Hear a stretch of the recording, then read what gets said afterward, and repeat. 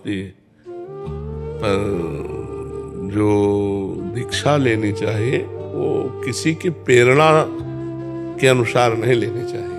जब अपना विवेक जागृत हो जाए और जिन संत भगवान पर ब्रह्म बुद्धि हो कि गुरु साक्षात परब्रह्म और अध्यात्म पे चलना, तब दीक्षा लेनी चाहिए। अब इनको दीक्षा ले ली, उनसे दीक्षा ले ली, उनसे दीक्षा ले ली, पता नहीं कि हमें जाना कहाँ है, करना क्या है, अब किसका भजन करें। मान लो 3-4 जगह दीक्षा ले ले तो कहाँ किसका भजन करें।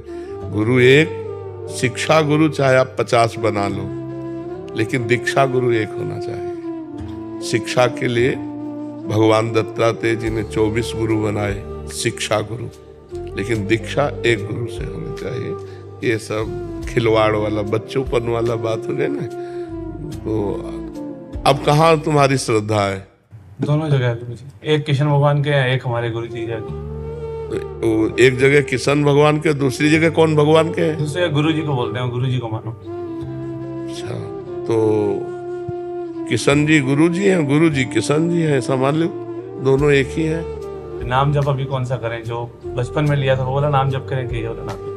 अभी हमको क्यों अपराध करवाओगे कि हम कहे कि उनका न करके उनका करो। अब आप देख लो, इसीलिए ये दुविधा में दोनों गए, माया मिली न राम। तो ये बात ठीक नहीं, एक चयन करो। एक ही कर। किसको चयन किया? आपको चयन किया।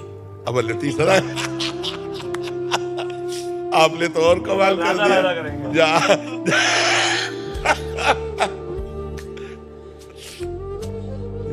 कुमारी कोमल जी, उत्तराखंड। राधे राधे महाराज जी। गुरुदेव, कई बार श्री जी के लिए भोग बनाते समय मन में अनेक प्रकार के व्यंजन आते हैं, जैसे खीर, हलवा, पूड़ी इत्यादि, परंतु समझ नहीं आता ये हमारी इच्छा है या श्री जी की पाने की। उसको भावना में लाओ कि हमारी श्री जी आज ये पाना चाहती। किसका प्रश्न? हमारी श्री जी आज ये पाना चाहती, इसलिए हमारे दिमाग में बात आई। और बनाओ अच्छे से, श्री जी को पवाओ, और फिर हो सके तो श्री जी के भक्त को पवाओ। और अगर स्वयं पाना हो तो थोड़ा किनका ले लो, फिर गौ और अन्य जीवों को बांट दो। अच्छे अच्छे पदार्थ स्वयं नहीं पाने चाहिए, उनको बांटना चाहिए। जो श्री जी को अच्छे अच्छे पदार्थ भोग लगावे तो उसको बांट कर पाना चाहिए, अकेले नहीं पाना चाहिए। स्वयं अगर स्वयं रोज हलवा पूड़ी पाओगे तो बीमार भी हो जाओगे। तो अच्छे अच्छे पदार्थ जो भावना में आए, अपने पास अर्थव्यवस्था है, वो थोड़ा थोड़ा भोग बना के। नहीं तो हमें लगता है रोटी सब्जी दाल रख दो, थोड़ा मीठा रख दो, और इसके बाद भावना में पवाओ। भावना में अमुक हलवा बनाया, अमुक हलवा बनाया, अमुक रायता बनाया, अमुक कढ़ी बनाए, ये और विविध पदार्थ भावना में पवाए और भावना में पा लो प्रसाद, तो कोई परेशानी भी नहीं है। भावना सबसे ज्यादा श्रेष्ठ रहती है। पदार्थ हम कहाँ तक लाएंगे?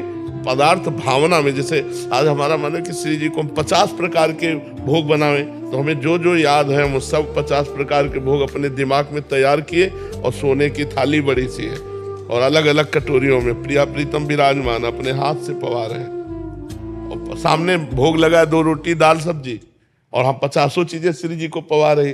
तो भावना में पवा दिया करो, और जो प्रगट में हो सुविधा हो तो प्रगट में भोग लगा दिया करो, और भोग लगा के बांट दिया करो। क्योंकि स्वयं अच्छे अच्छे पदार्थ पाएंगे तो भजन नहीं बन पाएगा। स्वामी हरिदास जी के लिए आता, उत्तम भोग लगाए मोर मरकट को सेवे। उत्तम भोग लगाते थे अच्छे अच्छे पदार्थों का, लेकिन वृंदावन के ब्रजवासी मोर मरकट, ब्रजवासी जन इनको पवाते थे। करमवीर जी, आगरा से। महाराज जी राधे राधे। गुरुदेव, क्या निकुंज में सभी को श्री जी का बराबर प्रेम मिलता है, या वहाँ भी जिसकी जो सेवा या भाव ज्यादा बराबर प्रेम में कमी नहीं। सबको श्री जी का बराबर दुलार मिलता, नहीं कोई जीवित ही न रह पावे। अगर ऐसा लगे कि हमें श्री जी कम चाहते हैं तो कैसे जी पाएंगे?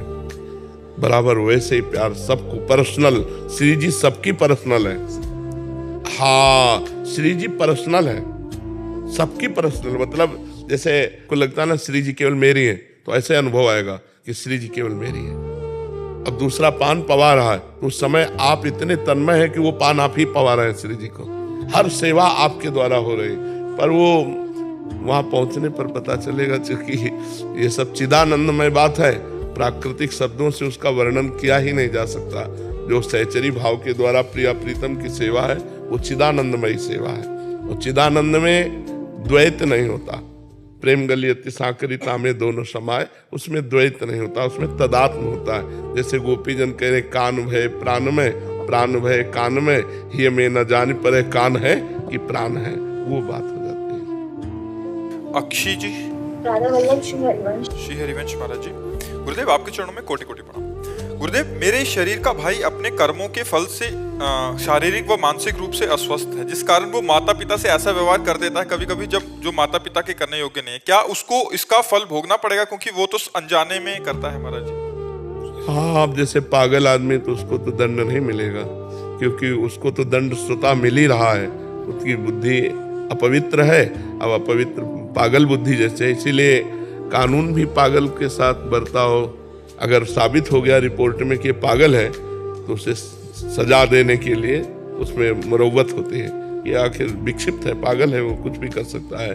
तो पशुवत आचरण स्वाभाविक हो रहा है, वो कोई संकल्प करके थोड़ी कर रहा है, उसकी कोई निर्णय पूर्वक थोड़ी क्रिया है, वो तो एक स्वाभाविक क्रिया है। तो मुझे तो लगता है कि उसके द्वारा किया हुआ कर्म जो है वो विकर्म ही माना जाएगा, अकर्म में ही जाएगा, वो फल देने में समर्थ नहीं हो पाएगा। गुरुदेव, लेकिन ना उसे पश्चाताप भी होता है कि अगर मैं ये क्रिया कर देता हूँ तो उसे, मान लो पागल अवस्था उन्माद अवस्था में कर गया, बुद्धि शांत हुई तो पश्चाताप हो रहा है, लेकिन वो रहेगा उन्माद वाली बात ही में। जैसे उन्माद में किसी कुछ हो गया पागलपन में, तो बाद में उसको पश्चाताप हो रहा है, तो बाद में अगर बुद्धि काम कर रही तो पश्चाताप हो रहा है ना, इसलिए उसको दंड नहीं मिलेगा। गरिमा जी, राधे राधे। राधे राधे महाराज जी। महाराज जी, मुझसे बहुत बड़ा पाप हो गया है। गुरु मंत्र मिलने पर भी उसे ना जपा। संसार में बड़ा मन लगता था, जब से माता पिता गुजरे तब से मन उचाट हो गया। आपका सत्संग सुनने से उत्साह हुआ कि मुझे नाम जप करना जरूरी था। अभी महाराज जी अब जितनी श्वासें बची हैं उतना जप लो, जितना जीवन बचा है अब सुधार लो। अब लो नसानी अब ना नशे हो। जितना समय बचा है ये भगवत प्राप्ति कराने में समर्थ है। खड़वांग जी को जब पता चला कि 2 घड़ी 48 मिनट, तो उन्होंने 2 घड़ी में परमात्मा प्राप्ति कर ली। 48 मिनट में अपने इंद्रियों को समाहित करके भगवान में लगा के भगवान की प्राप्ति कर ली। तो हमारा जितना भी सेकंड बचा है, हर सेकंड राधा राधा राधा, तो हमें निश्चित भगवत प्राप्ति हो जाएगी। मीनाक्षी जी, मैनपुरी से। राधे राधे। राधे राधे महाराज जी, आपके चरणों में कोटि कोटि प्रणाम। महाराज जी, गोस्वामी तुलसीदास जी ने प्रभु को प्राप्त करने के लिए 2 मार्ग बताए हैं, एक ज्ञान मार्ग, एक भक्ति मार्ग। महाराज जी, ज्ञान मार्ग थोड़ा सा कठिन नजर आता है, इसलिए भक्ति मार्ग को बहुत उत्तम बताया गया, परंतु भक्ति भी कई प्रकार की बताई गई है। जैसे हनुमान जी ने प्रभु राम जी से अनपायनी भक्ति की मांग की, सनकादिक ऋषियों ने प्रभु से प्रेमा भक्ति की मांग की, गोस्वामी जी ने स्वयं अविरल भक्ति, विशुद्ध भक्ति की याचना की। एक ही की पर्यायवाची शब्द है, प्रेम लक्षणा भक्ति के ही पर्यायवाची। अनपायनी, भगवान के चरणों के सिवा अन्य कोई आशा भरोसा न हो। अविरल, निरंतर भगवान में चिंतन वृत्ति चली जाए। प्रेम लक्षणा, भगवान से प्रीति हो जाए। ये एक ही बात, निरंतर भगवान का स्मरण रखना, अन्य भावों का त्याग होकर, अन्य इच्छाओं का त्याग करके एकमात्र भगवान में ही अपनी आस्था भाव विचार जितना चिंतन वो सब, और भगवान से ही प्रेम करना, एक ही बात है, वो अलग अलग है। जैसे शरणागति के कहीं है आत्मसमर्पण, कहीं है प्रपत्ति, कहीं उसे शरणागति, तो बात एक ही है, उसको शब्दावली के द्वारा अलग अलग कहा गया है। और भक्ति सरल नहीं है अगर किसी को लगता हो, भक्ति भी बहुत कठिन है। निरंतर संसार के चिंतन को काटते हुए भगवान का चिंतन करना भक्ति है। देवर्षि नारद जी कह रहे हैं, तदर्पिता अखिलाचारिता तद्विस्मरणेन परम व्याकुलतेति। समस्त आचरण कृष्णार्पित हो, श्री कृष्ण के अनुकूल हो, प्रतिकूलस्य विसर्जनम, प्रतिकूल एक भी आचरण न हो। कितना कठिन है, सब आचरण भगवान श्री कृष्ण के अनुकूल हो। तो भगवान के अनुकूल क्या होगा? गीता जी है, भागवत है, इनमें बताया गया है कि आप ऐसे चलो, ऐसे चलो, ये करो, ये ना करो।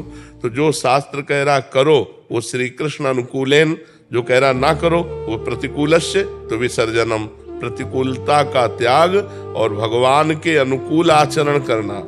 भगवान के अनुकूल, अपने मन के अनुकूल नहीं, अपनी वासनाओं के अनुकूल नहीं, श्री कृष्ण अनुकूलेन, प्रतिकूलस्य विसर्जनम, प्रभु के प्रतिकूल आचरण है। प्रभु का तस्मात् शास्त्रम प्रमाणम ते कार्याकार्यो व्यवस्थितो। क्या करना चाहिए क्या नहीं करना चाहिए ये शास्त्र आज्ञा करता है। तो शास्त्र आज्ञा के अनुसार किए हुए कर्म को भगवान श्री कृष्ण के चरणों में अर्पित करता हुआ तद स्मरणेन परम व्याकुलतेति, एक क्षण के लिए भी वो विस्मरण बर्दाश्त नहीं करता, इतना भगवत स्मरण परायण है।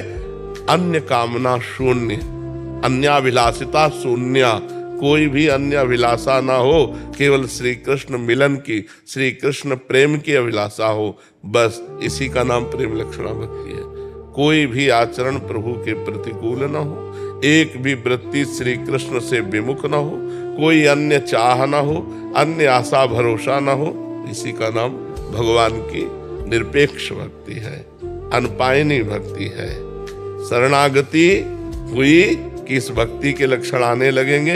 पहले शरणागति पुष्ट करो, खूब भगवान की लीला कथा सुनो, खूब भगवान की लीला कथा गाओ, खूब नाम कीर्तन करो, खूब नाम जप करो, दूसरे में भगवान की भावना करके सेवा करो, तब ये साधन भक्ति के द्वारा प्रेम लक्षणा भक्ति का प्रादुर्भाव होता है।